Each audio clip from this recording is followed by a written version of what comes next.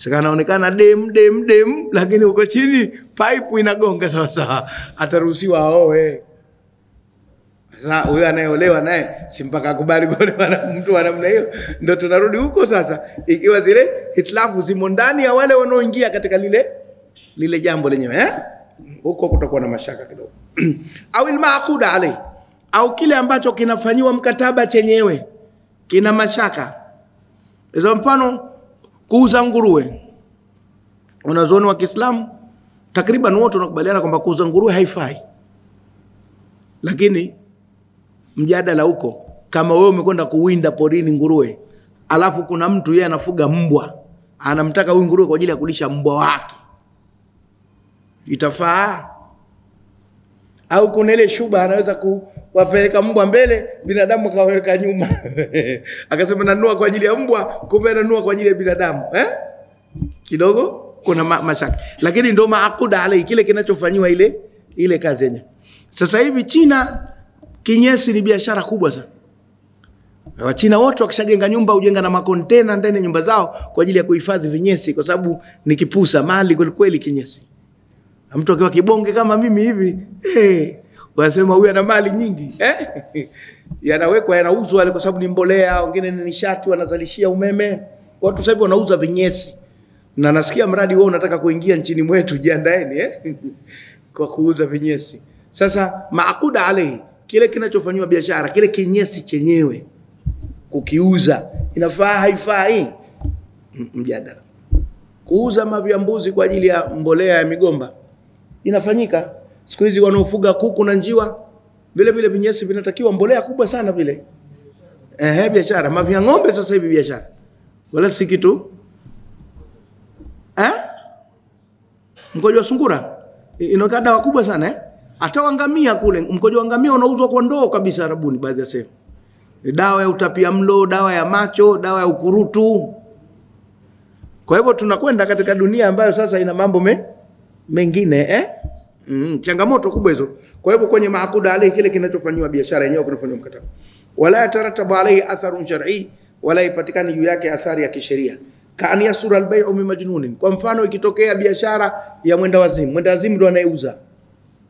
Kamkuta mtu kichaa kakamata raba nauza raba, lakini muuzaji chizi, uweze kufanya naye biashara mtu mwenda wazimu, kwa sababu hana sifa za kufanya nini biashara. Lakini swali, mwenda wazimu anaweza kuoa au anaweza kuolewa?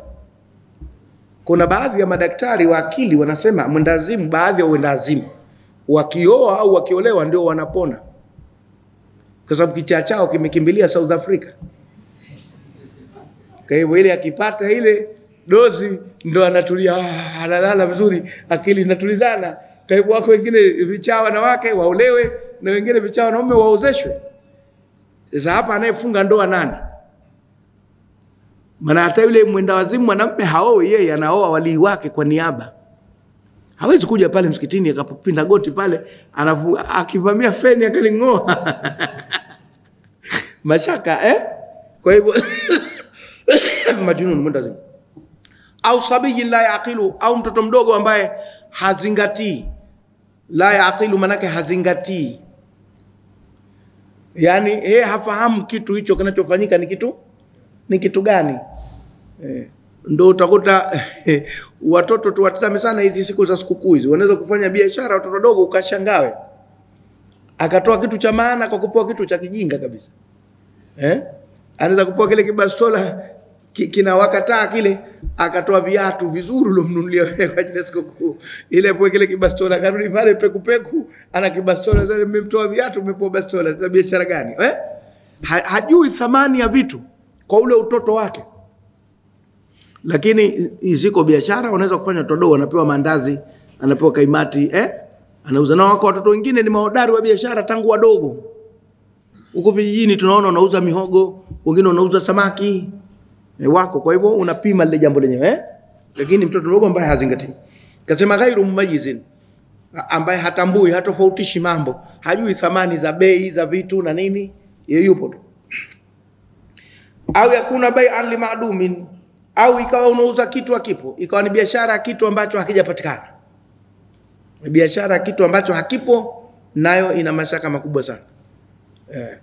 Hasa ikiwa ni biashara kubwa. Ikiwa biashara ndogo au ikiwa kuna contract, afadhali. Kuna mtu anaweza kukuuzia samaki na samaki yenyewe bado hajavuliwa. Sasa huyu anauza nini? Kakuahidi huyu, hajakuuzia. Biashara itaanza baada ya kukuletea huyo samaki. Haijaanza pale alipokuahidi kwamba pale kakuahidi hajakuuzia. Tumefahamiana? Kuna biashara nyingine zinakwenda tunazivumilia lakini mayai ya njiwa au pengine makinda ya njiwa hayajazaliwa, mtu anakwenda nawekesha kwamba nataka makinda ya njiwa huyu. Jamaa ndo kwanza pengine hata mayai hajatoa au analalia. Ni maadum, hujui kitakuja vipi, kinaweza kuja kizima, kinaweza kuja kibovu. Ile ni ahadi, sio biashara. Biashara itaanza pale ambapo kitu kimekuwa tayari. Contract zina mtazamo kidogo tofauti. Kwa mfano nataka kujengewa nyumba kwenye kiwanja changu, panachorwa nyumba, unaonyeshwa kwenye makaratasi, itakuwa hivi. Haipo hiyo nyumba yenyewe, lakini unalipa pesa advance, zinatumika pesa zile kwenda kutafuta baadhi ya vifaa kwa ajili ya kuanza kuijenga hiyo nyumba. Halafu ije ikamilike iwe kama vile ulivyotaka, unamaliza pesa. Hiyo ni bai'u salami. Ipo, inaruhusiwa kisheria na ina sababu zake. Au zawaji bi ihdal maharim, au kuozesha mmoja katika wanawake ambao ni haramu kuwaoa. Huyu anayeoa huyu kwenda kuoana na watu ambao ni haramu kwake kufanyaje? Kuoana nao. Bila shaka haitakuwa ndoa yake itakuwa si sahihi. Walfasid, sasa Mahanafi wanasema hiyo ndio batil. Batil ni ile ambayo imegusa uharibifu katika mambo ya msingi. Walfasid, na fasidi kwao huwa makana alkhalalu, ni ile iliyokuwa pengo fihi, ndani yake, fi wasfi min awsaf alaqdi, katika maelezo miongoni mwa maelezo ya mkataba, yani mambo ya pembeni, si jambo la msingi. Bi ankana, kwa mfano ikawa fi nahiyatin far'iyya, katika upande wa tawi, mutammimati lahu, unatimiza tu ule mkataba. Ai kwa maana fi sharti min shuruti al-kharija, katika sharti miongoni mwa sharti zake ya nje. Ama hiya tiju ya unini wake, unini au ainisho. Ma hiya tunaisema unini au ainisho, kwa sababu ile wama adraka ma hiya narun, na nini kitakachokujulisha nini huo moto sasa ma hiya unini au ainisho kwa neno jingine. Warkani, na nguzo zake. Wayatarattabu alayhi, wanasema inapatikana juu yake baadhi ya athari za tawafarat arkanu tasarrufi, zikikamilika nguzo za matumizi wa umuri la asasia na mambo yake ya msingi. Hebu tuone kwenye mifano. Kalbai bi thamanin majhuli, wao wanasema kama kuuza kwa thamani sio julikana. Katika mtazamo wa Abu Hanifa hiyo ni biashara sahihi, kwa sababu inarekebishika. Kwa jamhuri si sahihi. Kwa mfano nakuuzia tikiti hili shingapi? We kula tu, tutaelewana. Umaliza kula nakwambia 10,000.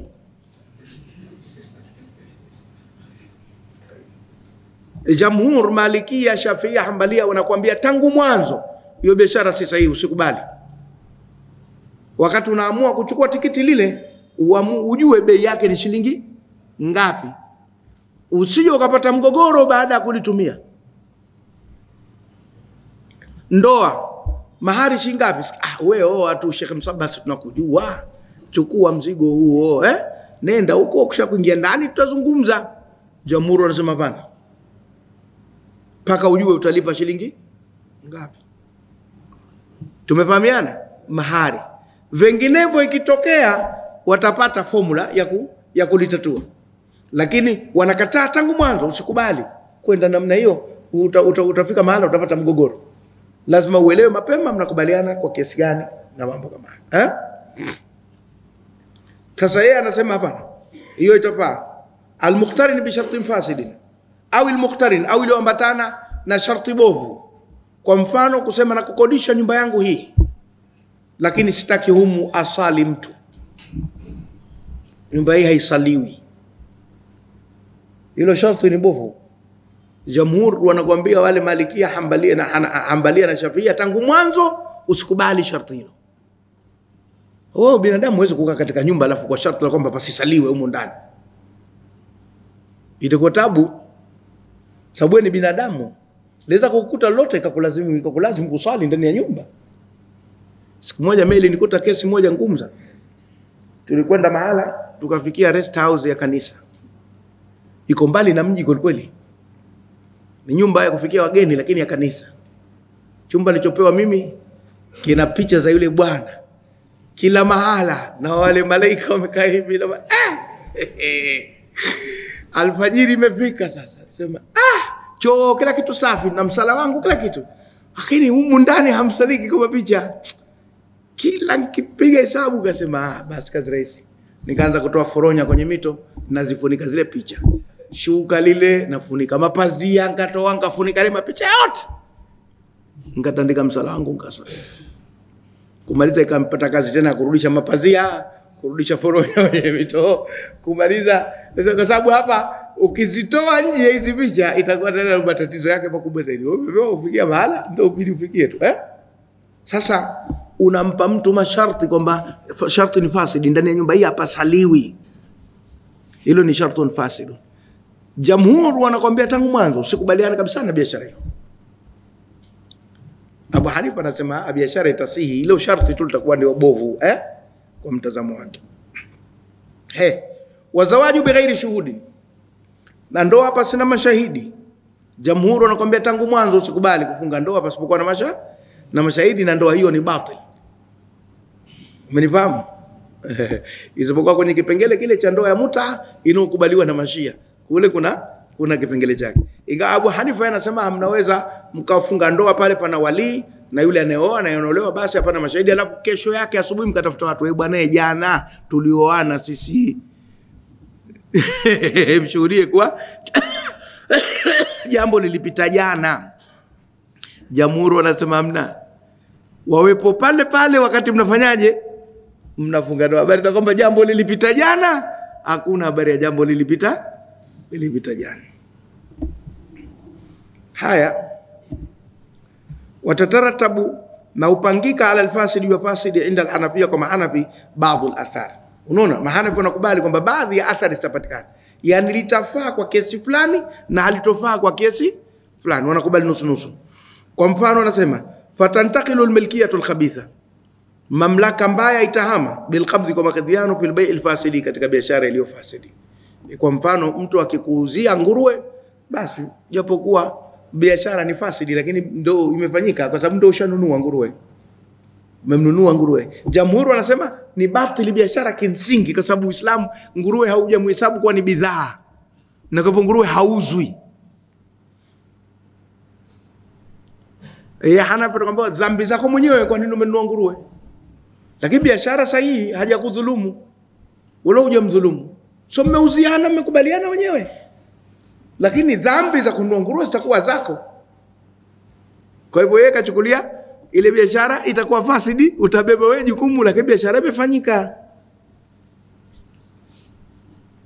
Umeiona wajibu almahru wal iddatu fi zawaji alfasidi, na itapasa mahari na eda katika ndoa iliyoharibika. Kwa mfano ile ndoa ambayo hamkutaja mahari iko solution, lakini hii nafikiri hata jamhuri wanaikubali. Kwa mfano wewe umekwenda mahala ambapo bwana shekhe oa tu huyo mwanamke bwana, mahari tazungumza baadaye, ukakubali ukaoa pale ukaingia ndani. Asubuhi unakunywa chai na kikoi chako pale, unaambia hapa ni milioni 30 bwana. Unataka nini? Hilo ni gari Prado au au ni nyumba ya kijijini? Milioni 30. Ndio milioni 30 wewe. Ushakula mzigo sasa, lipa milioni 30. Vipi mambo haya? Wanasema pana, tutakwenda kwenye maharul mithli. Tutatuma watu watafanya utafiti. Mwanamke kama yule, kwa familia kama ile, katika mazingira kama yale, na kwa muda kama ule, anaolewa kwa shilingi ngapi? Kwa hiyo patafanywa uchunguzi mpaka utapatikana wastani wa mahari, sio lile walilolisema wao. Kwa hivyo linarekebishika hilo. Au mfano mwingine ndo ule umeingia hoteli ya kitalii, umekuta madafu yamechongwa pale na mirija na kisu, ukifika unatumbua mwenyewe, unatia mrija, unakunywa. Ukapiga moja kumaliza, unaambia hapa ni 1500 dafu hili. 1500 Medafu nanua 500 limezidi 1000. Mbona lakini hoteli kama hizi zenye ma AC zenye manini hapa dafu 5000 mzee tunawauzia wazungu kwa nini mliniona mimi si mzungu msinizuie kwa nini ganiacha na kwenda kulila hivi lakini mtakwenda mpaka mwisho utapatikana thamanu almithli lakini utapigwa lazima utadundwa tu umepatikana rais 3000 2000 utaumizwa. Kwa hivyo itapatikana formula lakini ya kukadiri ambayo inaitwa mahrul mithli kwenye mambo ya ndoa na kwenye biashara inaitwa thamanul mithli sisi tulikuwa tunapeana tahadhari wakati ule tunakwenda Dodoma kwenye vikao. Usione guest nzuri tu ukaamua kufikia. Uliza kwanza hapa chumba shilingi ngapi? Kwa kuna jamaa mmoja katoka huko ndo mara ya mwanzo mjumbe wa kikao kufika kaona guest nzuri kaingia mna ma AC na nini nipe chumba kapoa chumba kasaini kumbe chumba laki kwa usiku mmoja. Yeye posho yake siku 20,000. Ndakana na chumba cha laki alishika dobi yake siku 5 yote analipia chumba tu na asubuhi breakfast pale omelette siuma yake kaona babure zile kumbe zote zimo ndani ya hesabu zile. Sasa ndo thamanul mithli na mahrul mithli vitatatua. Nafikiri tumefahamiana kwenye kipengele hicho. Hatari. Wal idda na eda fi zawaji alfasidi katika ndoa ile kwa fasidi. Yaani kama mfano mwanamke kafunga ndoa na mwanamume alafu baadaye kabainika kuwa ile ndoa haikuwa sahihi ikavunjwa. Lakini itabidi mwanamke yule akae eda asitena siolewe papo kwa na mwingine kwa sababu kule ndo kushapita dukhuli lazima kae eda. Hata kama ilikuwa batili Mungu atupushe mbali kwa mfano watu wameoana alafu kubaini kwamba ni ndugu baba mmoja.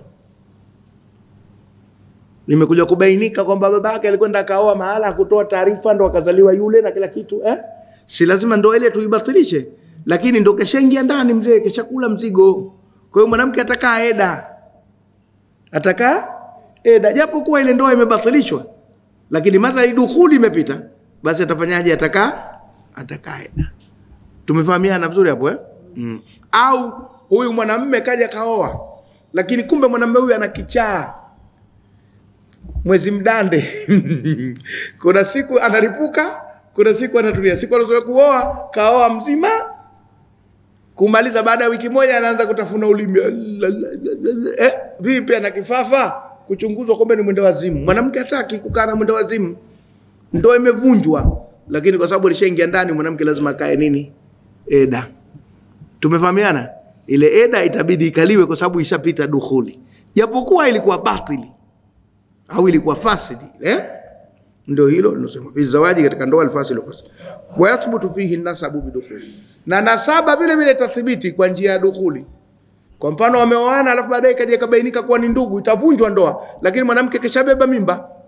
Mtoto akizaliwa ataitwa nani? Kwa jina la nani? Ubini ule ule babake. Ijapo kwa ile ndoa ilikuwa fasidi. Ubini utakuwa ni ule ule wa babake yule ambaye atakuwa ni babake. Lakini sheria imemkataa kuwa mume wa mamake. Lakini atakuwa babake. Nasaba haitaondoka.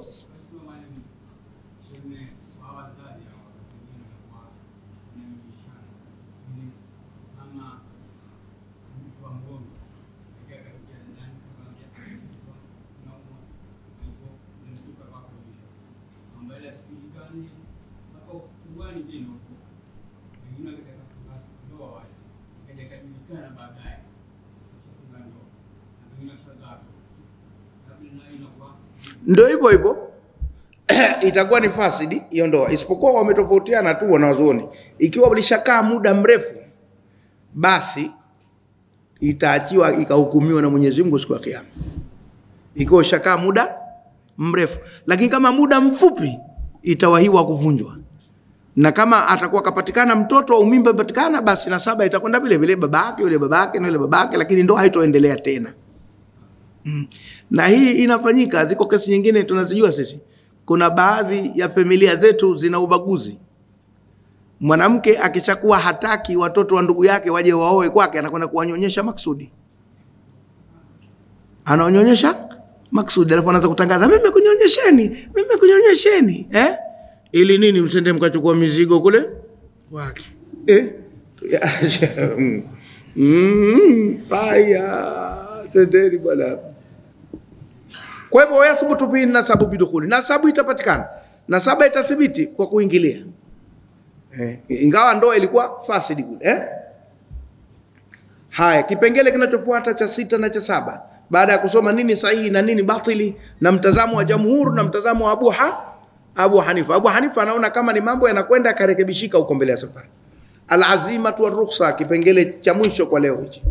Kama muda utakuwa unaruhusu. Sasa bado dakika ngapi mpaka adhana? Tukiguse tuone itakavyokuwa. Baada ya adhana tuendelee kidogo. Al-azimatu war-rukhsa, azimio na ruhusa. Akisema azimio anakusudia ile sheria ya mwanzo. Kama kitu ni haramu, haramu. Kama ni halali, halali. Ile sheria ya mwanzo iliyowekwa ndio inaitwa azima. Ili neno azima ni tata kweli, kila mahala ukenda ulitame vizuri. Ukenda kwa waganga azima inakuwa herizi wakati mwingine. Na wakati mwingine azima ni ile nia wakati wa kutia ubani pale na waitu apate kichaa huyu Salumu Msabaha kwa sababu katupinga kwenye siasa. Ile nayo ni nini? Azima vile vile kule kwenye mambo ya uganga. Nimefanywa sana azima za namna ile, lakini alhamdulillah mpaka sasa nadunda. Haya. Al-azimatu war-rukhsatu, azimio na nini? Na ruhusa. Al-azimatu inda al-usuliyina, azima kwa watu wa usuli, hiya ma shuri'a min al-ahkam al-kulliyah, ni ile ambayo imewekwa katika sheria, katika hukumu za ujumla, ibtidaan, tangu mwanzo, litakuna kanunan, ili iwe kanuni ya aman pana, likulli min al-mukallafina fi jami' al-ahwali, kwa wote wanaolazimishwa na sheria katika mazingira yote. Kasalati wa zakati wal haji wa sairi shairi al-islami, kama sala, zaka, hija na vielelezo vyote vya Uislamu. Wa hiya imma wajibatun, na hapo vitaingia ama katika wajibu au manduba au haramu au makruh au mubaha, katika zile hukumu 5 za mwanzo katika ahkamu sharia, zile zote zinaitwa azima. Wa yadkhulu tahta al-azimati, na inaingia chini ya ile azimio ma da'at al-maslahatu al-amma ila tashri'ihi, kilichopelekea maslahi ya wote kuwekwa sheria yake, min awwal al-amri, tangu mwanzo wa jambo, kalbai, kama biashara.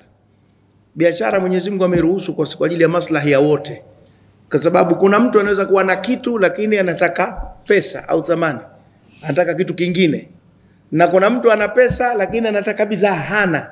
Kwa hivyo ukizuia biashara, manake mwenye bidhaa hatopata pesa na mwenye pesa hatopata nini? Hatopata bidhaa. Kwa hiyo Mwenyezi Mungu kaiweka ile kwa maslahi ya wote, ili tuweze kubadilishana mahitaji. Alichonacho huyu kiweze kumfika yule, na alichonacho yule kiweze kumfika huyu. Kwa hivyo imekaa kwa maslahi ya wote, kama hiyo biashara. Walijara, na kukodisha. Mwingine hayuko tayari kuuza lakini anataka thamani, kwa hivyo atakodisha ili apate kitu cha kutumia, na bado ile mali aliyokodisha ni yake, lakini itatumiwa kwa muda na huyu aliyefanyaje, aliyeikodi. Nayo ni jambo la lazima katika maisha, basi Mwenyezi Mungu ameliruhusu. Wal mudharaba, na ushirika wa nguvu kazi. Mudharaba ni ushirika wa nguvu kazi, kwa maana ya kwamba watu wawili au mmoja ana nguvu, mwingine ana mtaji. Mmoja ana ardhi na mmoja anaweza kulima. Yule mwenye ardhi kulima hawezi, na yule mwenye kulima hana ardhi. Sasa mnafanyaje? Atalima huyo aliyokuwa hana ardhi kwenye ardhi ya yule ambaye anaimiliki, halafu atagawana mazao au watalipana. Kwa hivyo unao ni mudharaba, kwa sababu mitaji haikai kwa wote na nguvu kazi hazikai kwa wote, na aghlabu wenye mitaji hawana nguvu za kufanya kazi, na aghlabu wenye nguvu za kufanya kazi hawana nini? Hawana mitaji. Kwa hivyo sheria ya mudharaba ya ushirika wa rasilimali au mtaji na nguvu kazi utakuwa unaweza kuleta faida. Hiyo ndio mudharaba. Wal qisasu, na kisasi, kwa maana mtu akifanya ubaya naye alipizwe. Kisasi manake kilipizo. Kisasi manake kilipizo. Sasa ikiwa mtu anafanya ubaya halafu halipiziwi yeye ubaya, itakuwa watu wabaya wanatamba tu katika hii dunia. Kwa hivyo akifanya ubaya naye akamatwa, alafu sheria imlipizie, ili yule aliyeonewa apate nafuu, na yule anayewaonea watu apate uoga wa kuonea watu. Na hasa kishakuwa anasema mimi nitampiga huyu alafu nitamlipa, basi anaambia sasa hatutaki malipo, tunataka na wewe upigwe ili upate yale maumivu ya kipigo. Sasa hapo tena tutapika mahala ndio mnaelewana. Hiyo nayo imewekwa kwa maslahi ya watu. Wala tutlaqu ala alazimati adatan illa inda wujudi rukhsatin fi muqabilha, na haitumiki neno azima mara nyingi au kwa desturi isipokuwa kuwepo kwa rukhsa kwa upande wa